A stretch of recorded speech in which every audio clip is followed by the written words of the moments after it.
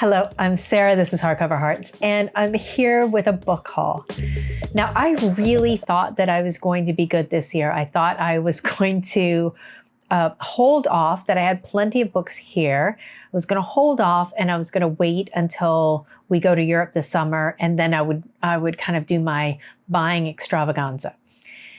And that's all well and good, but there's some books that I actually need now because I'm reading a series or doing some specific things with. And then the book prizes came out and there were a bunch of things that I wanted. And then I also have stopped by some used bookstores. So I can never refuse a used bookstore. That's kind of like a treasure hunt that I live for. So let's get started now, and I'll show you everything that I got. The first is Book of the Month Club. So I know I have recently bemoaned the fact that I have hated the Book of the Month Club covers. They felt very one-dimensional, boring, trite graphics, very cookie cutter. But I have gotten a few recently that have broken the mold. This one I talked about in a recent video I just did. This was Age of Vice by Deepti much better cover, kind of bold and wild one. I recently bought this and already have read and reviewed it. So check that out in a recent video. In that same video, I also talked about this one that was a recent purchase. I Have Some Questions for You by Rebecca Makkai. This also came from Book of the Month Club, but this was one of the add-ons, not one of the original 5 that you get to choose from. So the way it works with Book of the Month Club is they give you a first run option, something that's brand new. And if you choose one of those, then it opens up additional options kind of deeper in the catalog that you can choose from. And this was one of them. Also read this. This was remarkable. So check out that video where I talk about how much I really enjoyed this one. The next one is another one that I got from the Book of the Month Club, and I have read this author before and really liked their work. This is from Shannon Chakraborty, and this is The Adventures of Amina al-Sirafi. Wild cover here. So I read City of Brass and really liked it. So let me read a little bit of the inside flap for you. This says, Amina al-Sirafi should be content.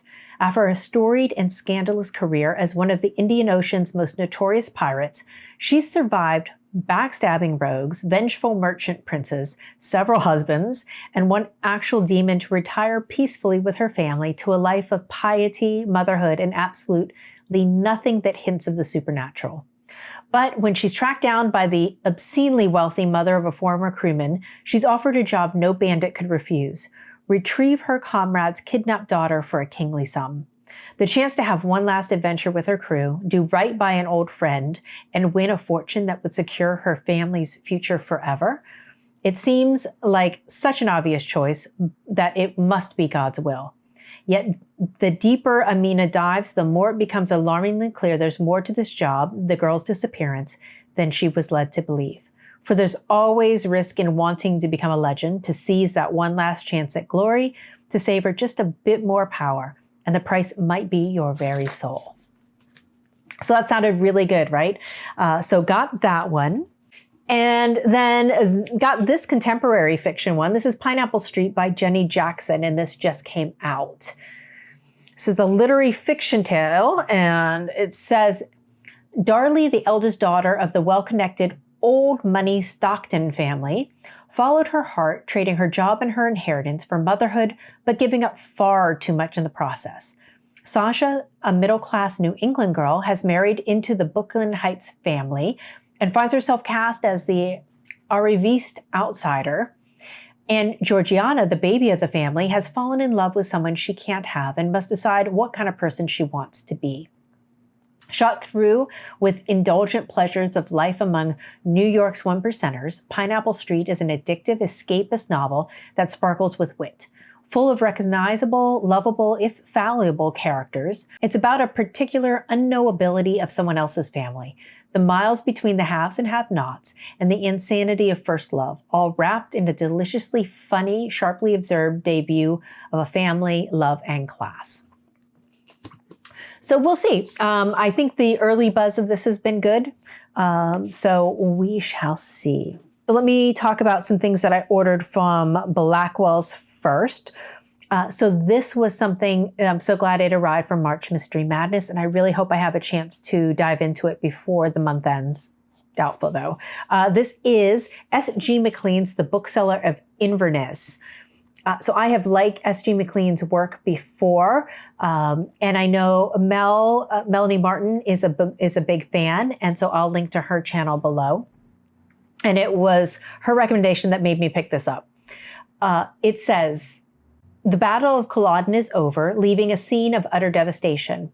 Jacobite Ian McGillivray survives by pretending to be dead as the Redcoats patrol the corpses of his comrades. 6 years later, 1752, Ian lives a quiet life, keeping his bookshop in Inverness. One day, he sees a stranger poring over his shelves. The man refuses to say what he's searching for and leaves. The next morning, Ian discovers the stranger dead, his throat cut, and the murder weapon laid out in front of him. A sword with a white cockade on its hilt, the emblem of the Jacobites. Not sure if I pronounced that right. Soon, Ian is embroiled in a web of deceits and a series of old scores to be settled in the ashes of war. Love me a good historical mystery, and she does them incredibly well. So that's exciting. Then I also ordered this from, I think this was in the Women's Prize or the Booker International. This is Jennifer Croft, Homesick. Now, I had the opportunity to see Jennifer Croft in conversation with Olga Katarczyk for Flights when they came to San Francisco, and was really impressed with her. Very, very smart, sharp woman. And this, I think this has gone through a few different versions to arrive at the Charco Press version. From the back, it says, this is a coming-of-age story of the precocious Amy who shares everything with her little sister Zoe, not only a private language, but also an alluring young teacher. The sister's idol is shattered by an unexpected death and by Zoe's mysterious illness. As Amy realizes that to become an adult and achieve her dreams, she must reckon with the promises she's made to her sibling. An intimate, moving novel about growing up, told with a frankness and a wide-eyed sense of wonder that captures the singular world of shared childhood and the heartbreak of leaving it behind. Winner of the International Booker Prize, Jennifer Croft, reveals a keen awareness of language's power to translate our very selves. This sounds fantastic. Another book that I think I saw this on Eric Carl Anderson's channel. This is In Memoriam by Alice Winn, and I just really like that cover. And this one says, this is a gay novel about two young men falling in love. It says, in 1914, war feels far away to Henry Gaunt, Sidney Elwood, and the rest of their classmates, safely ensconced in their idyllic boarding school in the English countryside. At 17, they're too young to enlist, and anyway, Gaunt is busy fighting his own private battle, an all-consuming infatuation with his best friend, the dreamy, poetic Elwood, not having a clue that Elwood is in love with him and has always been. When Gaunt's German mother asks him to enlist in the British Army to protect the family from anti-German attacks, Gaunt signs up immediately, relieved to escape his overwhelming feelings for Elwood. The front is horrific, of course, and though Gaunt tries to dissuade Elwood from following him to the battlefield, Elwood soon rushes to join him. Once in the trenches, Elwood and Gaunt find their fleeting moments of solace in each other, but their friends are all dying in front of them, and at any moment they could be next. An epic tale of both devastating tragedies of war and the forbidden romance that blooms in its grip, In Memoriam is a breathtaking debut. Sounds phenomenal. It's reminding me a little bit of Alec by, nope, can't remember, on the tip of my tongue, but I'll put a link to that book below. And that was a furthering of the story of Maurice by E.M. Forster. So there's shades of that, sounds like, in here. But this is getting amazing reviews. People are really loving it, and it sounds like a beautiful story. So very excited to have that. Also ordered this. This is Boy Parts by Eliza Clark. Looked fantastic. On the back says, Irina obsessively takes explicit photographs of the average-looking men she persuades to model for her, scouted from the streets of Newcastle. Placed on sabbatical from her dead-end bar job, she's offered an exhibition at a fashionable London gallery, promising to revive her career in the art world and offering an escape from her rut of drugs, alcohol, and extreme cinema. The news triggers a self-destructive tailspin centered around Irina's relationship with her obsessive best friend and a shy young man from a local supermarket who has attracted her attention. Boy Parts is an incendiary debut novel from Eliza Clark, a pitch-black comedy both shocking and hilarious, fearlessly exploring the taboo regions of sexuality and gender roles in the 21st century. So that sounds very good. And then I also needed to get the next few in my my continuing series that I'm reading, the Makkai series by Émile Zola. And so I needed to get the Conquest of Plassans, right here. These are Oxford University Press, World Classics. This is a translation by Helen Constantine. I've been reading the Brian Nelson translations, so that should be interesting. Speak of the Devil. This is The Belly of Paris, translated by Brian Nelson. Also Oxford World Press, Émile Zola here. Different translator here. The Sin of Abbe Mouret. This is by also Émile Zola, translated by Valerie Minogue. And then one of the best covers. This is the Assommoir, translated by Brian Nelson again. Here we go, by Émile Zola. So this series is 20 novels. I already had 4, so this is the next. I've read 3. So you see I needed to kind of catch up there. So that needed to be done.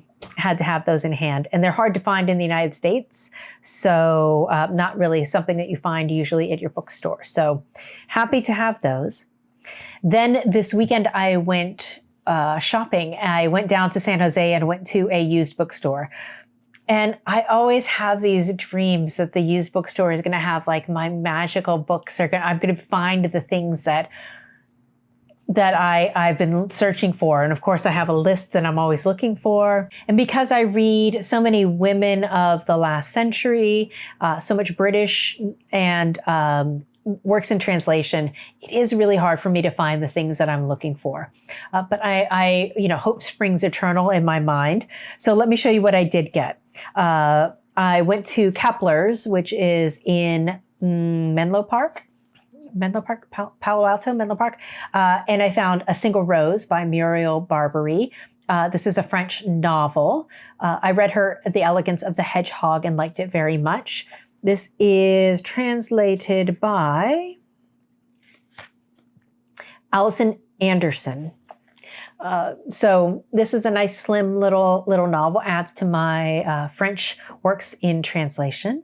Let me read you the back of this one. I realized I didn't read the back of the Makkai series, but it's one of those things that you'll have to follow the series for that to be worthwhile. So that's why I'm kind of skipping reading those synopses. I hope that's okay.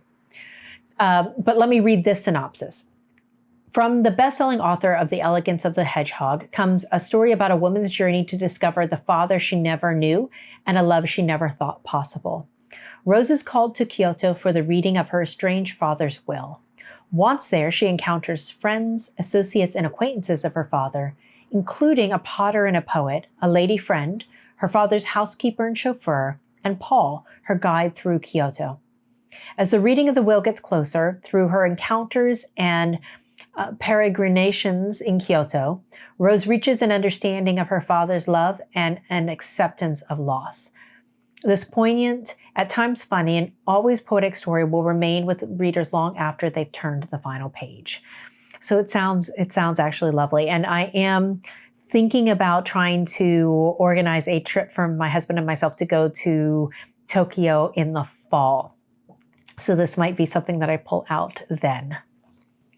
Next up, so I always love going when I go into a used bookstore, like I did at Recycled, I'm looking for certain things. I'm looking for authors that are kind of hard to find and out of print, specifically, women of the last century, European writers, women writers, British writers, those types of books. I'm always looking for like Zola in Folio Society Edition. I'm looking for 84 Charing Cross Road in Folio Society Edition, those types of things. I'm also looking for books in translation, as I mentioned. So I found this, and even though it has writing on it, I decided to get it because it was so cheap, and I just love this penguin style. This is the green penguin for the mystery series. This is Hide My Eyes, and this is by Marjorie Allingham. And let me read the back of this. The path that a murderer takes to reach his victim is fraught with risk. So whoever killed Matt Phillipson on that rainy night in London's Theatreland must ensure that he was not spotted. When Polly Tassie, owner of a museum of curiosities, is offered a ride home in a taxi, she does not realize she is being deliberately removed from the scene. Inspector Luke and the deceptively sharp-eyed Mr. Campion make a bizarre but accurate connection that leads them along a mysterious chain of clues. That the two old people huddled on a bus as the murderer went to work were not in fact witnesses, but waxworks. That sounds wild. I know Marjorie Allingham does a tremendous job with sense of place, so I'm looking forward to reading this one. Then I found two. There was a whole stack of George Simenons there, but they were kind of in different versions, different styles, but this really spoke to me. I love this photographic style. This is the Mahe Circle. Look at that gorgeous one, gorgeous cover. And this one says, during his first holiday on the island of Porqueroles, Dr. Mahe caught a glimpse of something irresistible. As the memory continues to haunt him, he falls prey to a delusion that may offer an escape from his conventional existence or may destroy him. This is the first English translation of the Mahe Circle, Simenon's dark, malevolent depiction of an ordinary man trapped in mundanity and consumed by obsession. So this is not a Makkai mystery. It's more of his like noir fiction, which is also pretty phenomenal. Here's another one, and this cover just doesn't it look so good? This is The Blue Room. I don't know why it makes me think of Greece for some reason. It says, for Tony and Andre, there are no rules when they meet in the Blue Room at the Hotel de Voyageurs. Their adulterous affair is intoxicating, passionate, and dangerous. Soon it turns into a nightmare from which there can be no escape. Simenon's stylish and sensual psychological thriller weaves the story of cruelty, reckless lust, and relentless guilt. He is a phenomenally psychological writer. There are a few, The Red Light I read and thought it was just amazing. So I'm looking forward to getting into some of these. And these are just perfect. This would be perfect for a train ride or a short flight to kind of take with you and read on the plane. And then lastly, this is an author that I have been looking for, that I have her main book, but these were other books that I saw. They were in great condition, so I thought, of course, I'm going to get them. The author is Angela Thirkell, and she wrote High Rising, which is kind of her one she's most known for. This one is Summer Half. I love these covers. And this one says, to his parents' dismay, Colin Keith, out of the noble but misplaced sense of duty, particular to high-minded young university graduates, chooses to quit his training for the bar and take teaching job at Southbridge School. Little does Colin imagine that he will count among his pupils the demon in human form known as Tony Morland, or that the master's ravishing, feather-brained daughter Rose will, with her flights of fancy and many admirers, spread chaos throughout the school and village. Humorous, high-spirited, and cleverly observed, Summer Half is a comic delight. Here's another one, gorgeous cover. This is Before Lunch. And this one says, Jack Middleton likes to imagine himself a country squire, retiring at weekends to Lavering's estate with his wife, Catherine. He may be pompous and they may be ill-matched, but the couple are devoted to each other. When Jack's widowed sister, Lillian, and her 2 stepchildren arrive to spend the summer in the neighboring house, he dreads the intrusion into his idyll. Daphne, capable and ambitious, is too lively for his taste, whereas he finds her composer brother, Dennis, a crashing bore. But their wit and good sense charm the residents of Barchester, and they win over Lord Bond with an impromptu Gilbert and Sullivan evening. Even Jack begins to thaw. Before long, Daphne and Lord Bond's son become attracted to each other, but each believe the other is attached to someone else. Can disaster be averted before she marries the wrong man? These are both, I should mention, Virago Modern Classics. And there is something really charming. I love these as palette cleansers. My palette cleansers tend to either be mysteries or these type of comedy of manners, kind of gentle British slices of life of the last century. Let me read another one. This is pretty famous. This is another one of her very well-known books. It's called The Brandons. Gorgeous cover, right? This one says, Livonia Brandon is the loveliest widow in Barsetshire, or so thinks her distant cousin Hilary, when he comes to stay, and like many before him, promptly falls for his fragrant host. Meanwhile, the Brandons' ill-tempered dowager aunt is stirring up controversy over her legacy, and Lavinia's attention is further occupied by matchmaking for the vicar and elegantly deterring her love-struck suitors. Sounds absolutely charming. And then the last one that I found is August Folly. So sweet. And this one says, it's August in the Barsetshire village of Worsted, and Richard Temben, just down from Oxford, is contemplating the prospect of a long summer in the parental home. But the numerous and impossibly glamorous Dean family, exquisite Rachel, her capable husband, and 6 of their 9 brilliant children, have come for the holidays, and their hostess, Mrs. Palmer, plans to rope everyone into performing in her disastrous annual play. Surrounded by the impressible Deans, Richard and his sister Margaret cannot help but have their minds broaden, spirits rise, and hearts smitten. So that's it. That's what I purchased recently. Would love to know, have you read any of those and what were your thoughts? And if there are any like this that you think I would like, please let me know in the comments below. I hope you're able to find all the books that you've been looking for recently. That's it for me for now. I'll look forward to talking to you later. Bye.